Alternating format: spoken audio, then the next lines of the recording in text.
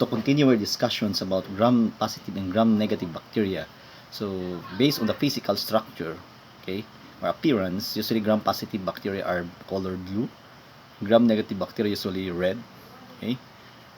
Next, gram-positive cocci. We have the commonly Staphylococcus aureus. So, under the divisions of firmicutes, usually they cause food poisoning. Okay, sinusitis, abscesses, yung mga nana sa mga pilas, yung mga pimples may nana. Usually, these are caused by Staphylococcus aureus. Okay, and sinusitis refers to the inflammation of the sinus node. Food poisoning, no, especially foods that are not well cooked. No, may mga celebration, may mga birthdays, may mga pagkaon hindi maayo yung pagluto. So usually it is contaminated with Staphylococcus aureus. So we have Staphylococcus epidermidis.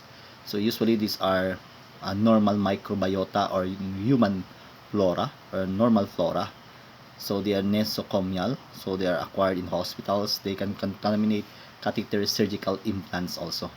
And we have Staphylococcus intermedius. Usually this causes zoonotic diseases in cattle or in animals. We have ludonensis or Staphylococcus ludonensis. Usually it is cause acute postoperative endophthalmitis, meaning this is inflammation of the ocular part of the eyes or the inflammation of the vitreous humor after the eye surgery. So severe and native prosthetic valve endocarditis.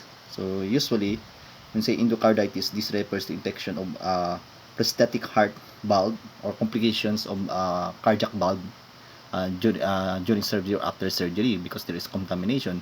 And myocarditis also, it is the inflammation of myocardium and infected myxomas.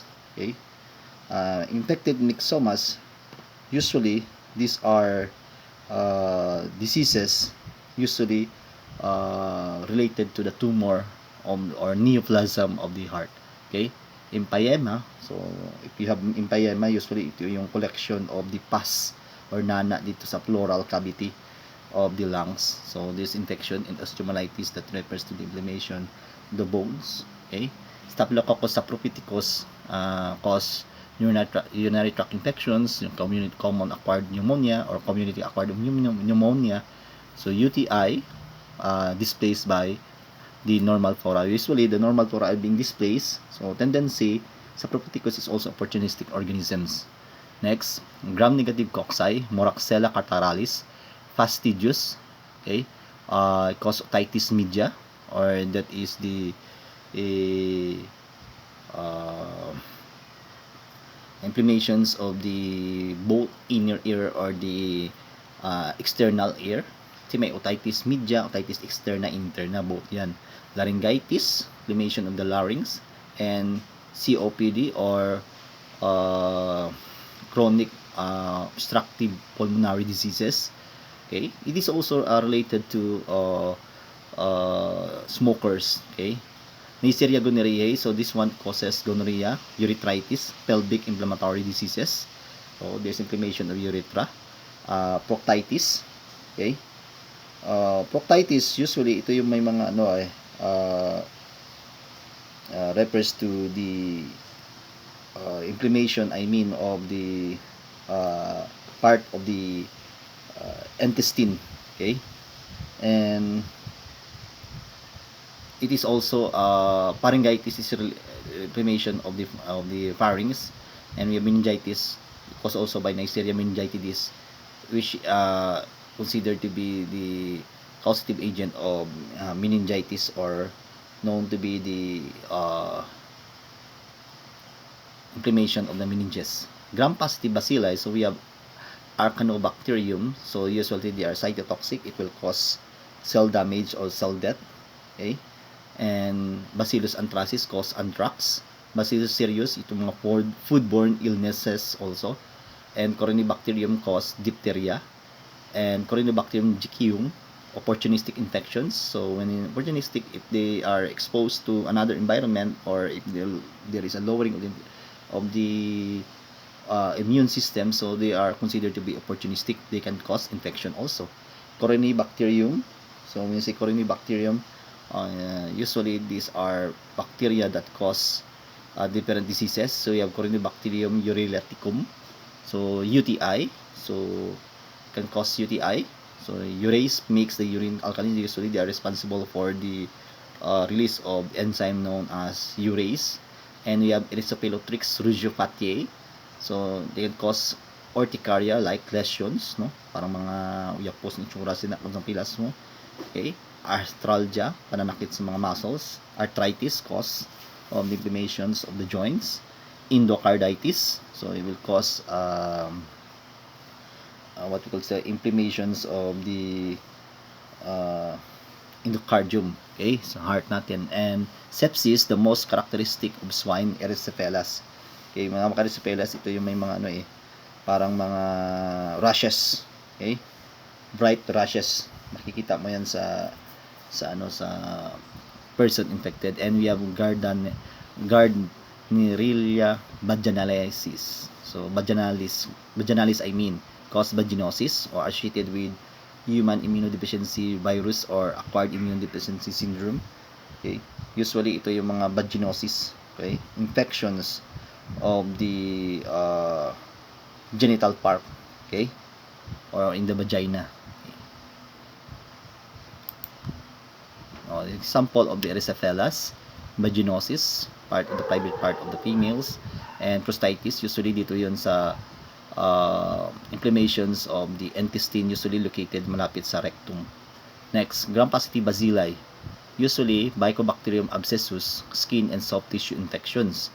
Pulmonary infection, HIV, Mycobacterium avium yan, because also chronic obstructive pulmonary diseases. And we have also Mycobacterium bovis, so usually cause bovine TB. So usually ito yung sa mga bovine TB, usually it is refers to the diseases in cattle. So usually they can cause milk intolerance.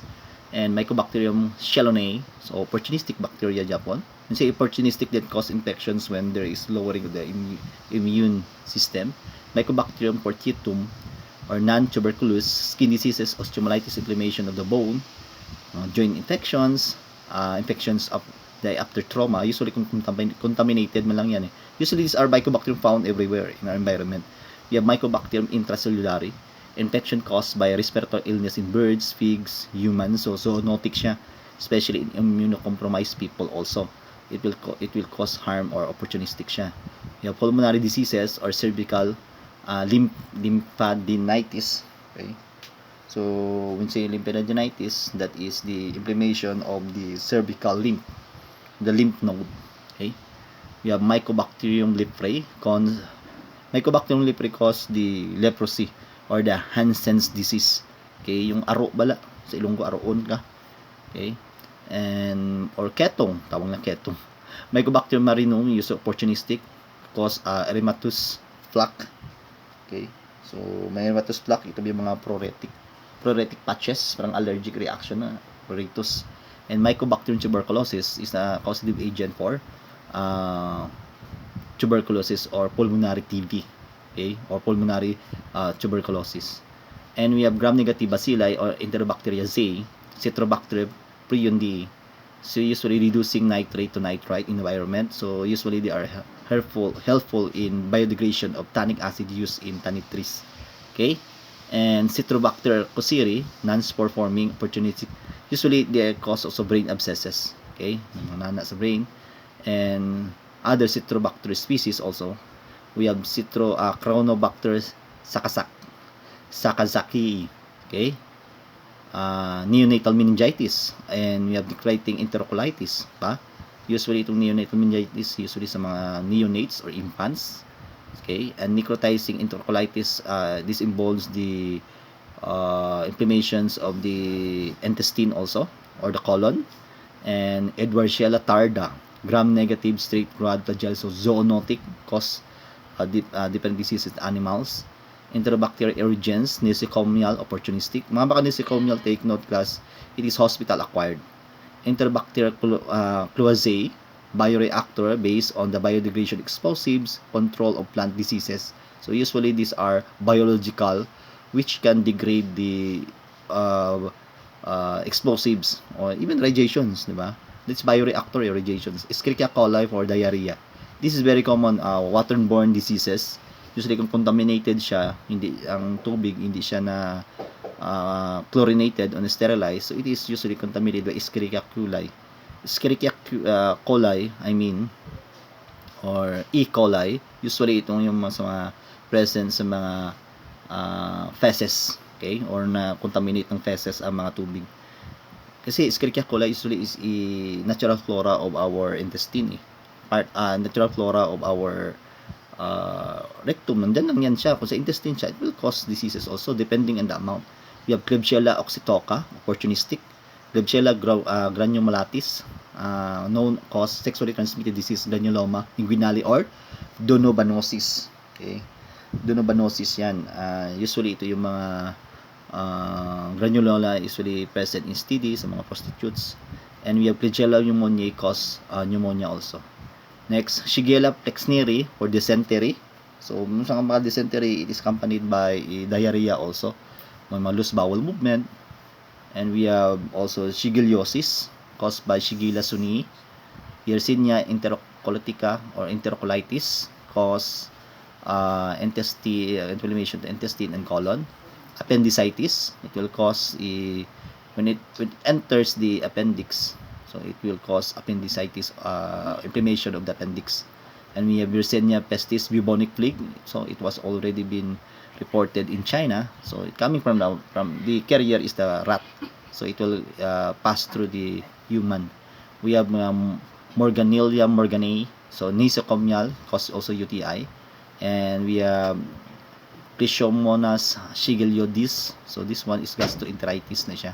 Proteus mirabilis, usually kidney stone, sepsis, and pneumonia. Okay, so when you say sepsis, infections, usually the infections usually reach the blood, okay, and the immune systems that can cause organ failure during sepsis. Yung Proteus vulgaris, nosocomial wound infections na siya. Okay, ito yung nagka-contaminate sa mga wounds Proteus. Salmonella typhi, typhoid fever. Sriracha liquefacens, opportunistic. Okay, Sriracha marcescens, endocarditis, osteomyelitis, and pneumonia also. And Shigella boydii, so dysentery, humans, fecal oral contaminations. Usually ito yung mga Shigella boydii present sa fecal. Usually kung ang mga water is contaminated by feces, okay, even food. Shigella dysentery, colitis, and we have natawag na rutinismus. Okay, usually ito yung mga pain in the usually rectal pain yan okay, or cramping of the rectal pain. Reactive arthritis also. Okay, so sa skin we have Staphylococcus epidermidis, usually Staphylococcus aureus in small numbers. So this is our normal flora of microbiota. Micrococcus species, we have alpha hemolytic. Okay, when say alpha hemolytic, usually it causes lysis of RBC in the culture medium. So later on we'll discuss about culture medium. Usually ang color niya class yellow. While kung beta hemolytic siya, okay, kung beta hemolytic siya, usually ang color same lysis of the RBC in the culture medium, but the color is green or brown already. Kung yellow siya, alpha hemolytic, usually yung Streptococcus mitis. So non-hemolytic Streptococci, pwede siya. Corynebacterium species, we have Propionibacterium, Peptostreptococcus species, Acetonobacter, small numbers of the Pseudomonas aeruginosa, and Candida. Candida species is usually fungi already. Okay? So normal flora, ha? So we have nasopharynx, any amount of following dipteroids, non-pathogenic Neisseria species, alpha hemolytic Streptococci, the Staphylococcus epidermidis, non-hemolytic Streptococci. So usually they are present here sa ato na nasopharynx. Anaerobes, usually mga anaerobic, this bacteria does not need more oxygens or does not need oxygen to live. So we have Prebotelia species, anaerobic cocci of Fusobacterium. Lesser amounts of the following accompanied by organisms listed in yeast, Bacillus species, Pneumococci, Staphylococcus aureus. Gram-negative rods and Neisseria meningitidis. So yan ang color naman ng gram-negative rod. Okay? Kung positive siya, dito siya. Okay? Next. Sa GIT tract and rectum, so various Enterobacteriaceae, Shigella, Salmonella, Vibrio, and Campylobacter species. So, glucose, non-fermenting gram-negative rods bacteria, mga enterococci, alpha-hemolytic, non-hemolytic streptococci, diphtheroids is also present sa ating mga intestine. Staphylococcus aureus in small numbers. Kasi Staphylococcus aureus is a microbiota, natural microbiota. Okay? So, kung tama na siya kadamo sa lawas of course, it is also known as opportunistic organisms. Yeast is a small numbers and anaerobic large numbers of too many species to this. Okay? So, tama na kadamo. So, damo yung species dira sa gastrointestinal tract. So, sino mahilig magkaon ng karne ng mga baboy, mga baka dyan, okay? So, kinanan, laga, maayo para mapatay ang bakterya. Okay? Sa genitalia, so male and female, usually any amount of the following Corynebacterium species. Lactobacillus. So, this is microbiota or natural flora. Alpha-hemolytic and non-hemolytic streptococci, non-pathogenic. So, meaning they cannot cause diseases. Okay? Neisseria species also is, Neisseria Neisseria is not Neisseria gonorrhoeae. Different Neisseria species are considered to be a natural flora or microbiota. The following will mix, not predominant. So, meaning, hindi sila dominant dyan, hindi sila tama kadamo. So, Enterococci, Enterobacteriaceae, so gram-negative rods. So, we have Staphylococcus, Epidermidis, Candida albicans. This is fungi already and other yeast. Anaerobes, too many to list. So, following are important when pure growth on clearly dominant is your Prebotelia, Clostridium, and Peptostreptococcus species that is found in the female genitalia. Sa female, medyo gamay na ng bacteria dyan. Usually sa female. Okay? Why? Siguro, based on sa physical structure ng genital part. Okay? When say filamentous bacteria, sometimes called higher bacteria, are mycelial organisms that includes three main following genera: the Actinomyces, Endocardium, and Streptomyces. So, Actinomyces israelii. So, usually Actinomyces gram positive. Okay, kita mo pa non-acid staining bacteria. So, usually mga non-acid na, usually these are bacteria na walang mga mycolic acid. Usually mycolic acid is present in Mycobacterium. So, later we'll discuss that one. Tend to fragment into short coccal bacillary forms and not forming conidia anaerobic.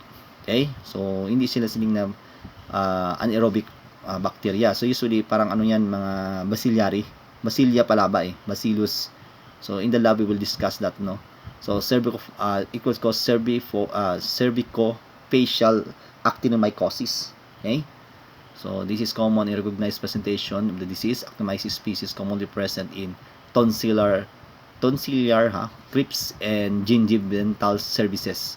Many people have history of poor dentation. Wala pa toothbrush, no? Wala pa toothbrush sa kabulanda o saksmana, binaho na, tonsillitis, mastoiditis, diba? So sa ato na mastoid gland, mastoid part, so inflammation, otitis are also important risk factors for actinomyces. So pwede sila maka-cause ng ng mga inflammations or diseases diyan.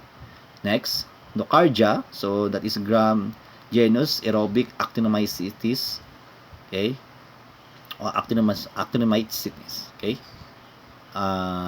Gram positive, usually a subgroup of aerobic actinomycetes. We have the Mycobacterium, Corini, Endocardia, Rhabdococcus, Gordona, and Chocomorellia. Okay, Chocomorellia. So, nocardiosis, it is the disease caused by nocardia. Okay, so pulmonary nocardiosis, inhalation of organisms, di ba? Pneumonia-like abscesses, para may may phlemas mo kalain, the yellow gid. Usually mga immunocompromised patients, di ba? Skin subcutaneous. So usually after trauma-like turn prick, mga pricking bala. Okay? Pwede siya sa sinus tract like actinomyces. Okay? Nocardia similar to actinomyces but aerobic, meaning they need more oxygen to live, and mostly acid fast staining except Nocardia prancinica. Mag acid fast ka, usually may present ng mycolic acid. Okay. Okay. Streptomyces, vegetative, mycelium, not fragmenting in short forms. Conidia is formed in chains from aerial hyphae. Ang conidia meaning yan parang sangayan na, sanga-sanga na siya. Okay? So, na web Streptococcus griseus. Streptomyces griseus is largest antibiotic producing genus producing antifungal, antiparasitic drugs, wide range of bioactive compounds such as immunosuppressants, yung Streptomyces griseus. Okay? So later ipa-research ko sino anong different species ng Streptomyces na na that has a pharmaceutical importance. Yung mga streptomycin, sino yan? Okay? So, a true bacteria, shapes of the bacteria. So, makita niyan, diplococci. So, cocci, circular. We have strep, palaba. Okay, tetrad. So, yung tetrad by force lang. Sarcina, pwede yung 8 siya. And staphylococci, staphil, di ba? Bunch of grapes to damo.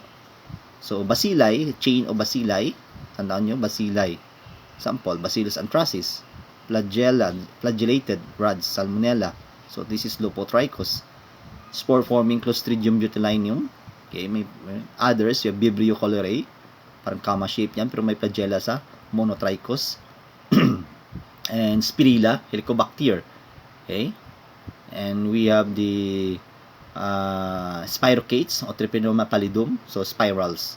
So this is known to be true bacteria based on their shape, okay, and arrangement. Okay? So cocci nan, diplococci, strep, diplo, okay, encapsulated siya, so may capsules, so may dalawang part ng bacteria dito. Sarcina lutea, Sarcina lutea, that is Sarcina, Staphylo tetrad. Okay, we have Coccobacillus, yan, parang bacilli siya. Ito yung bacillus, Coccobacillus na yan, parang may oblong siya. Diplococci, Diplobacilli, I mean. Kung Diplobacilli, Diplococci, tupod man. Streptobacilli, okay, naka-chain. Palisades, we have stalk, hyphae. Okay, hyphae, parang conidia. Okay, others, we have enlarged rod, Fusobacterium, Vibrio, comma shape form, no? Bidilio vibrio. Okay, we have helical form, Helicobacter pylori, club shape, Corynebacteriaceae, corkscrew form, Borrelia burgdorferi, spirocate, and filamentous bacteria. Okay? So, ano yung mga cocci? Are classified according to their mode of cell groupings and gram reactions. Staphylococcus, Micrococcus arranged irregular cluster due to successive divisions. So, Staphylococcus aureus, ito yung pinaka-common na. Gram staining mo siya, usually ang color yan blue. Okay? So, probably Staphylococcus species yan. Pero in staining class, usually kung mag-stain ako, ipakita ko sa inyo later on sa lab. Hindi silang nakakita cocci. Cocci lang siya, pero hindi natin ma-determine that is Micrococcus ba Staphylococcus, but it is a cocci. Usually, commonly, kung sa lawas, that is Staphylococcus eh. Okay? Diseases caused by Staphylococcus aureus. So, taon nyo, yan, infections, localized pyogenic. So, fast folliculitis. Okay? Furunkel, parang group na yan ng punggod, ng grupo-grupo, na abscesses. So, umbilical sepsis, umbilical cord, wound, infection, respiratory infection. So, upper, no? URT, upper respiratory, URTI, na tawag doon. Sinusitis, cystitis media. Sa LRTI, so we have the lung disease, empyema, and bronchopneumonia. Mucoskeletal, so osteomyelitis, systemic, septicemia, endocarditis, caused by Staphylococcus saprophyticus. Okay? Kasi opportunistic si saprophyticus eh. Intoxications, food poisoning. Okay? Yung scalded syndrome, o SSS, toxic shock syndrome also. So later on, we'll discuss this one. Okay? Yan ang tawag furunkel or carbuncle. Okay? Folliculitis, isa lang yan. Furunkel, parang may boils na. So carbuncle ito. Carbuncle pa, sorry, to correct. Furunkel ganyan, parang punggod yan. Okay? So, Micrococcus luteus. So, Micrococcus really cause infections or problems in the body. Those compromise immune systems such as, of course, HIV patients and known as to get infections caused by Micrococcus luteus.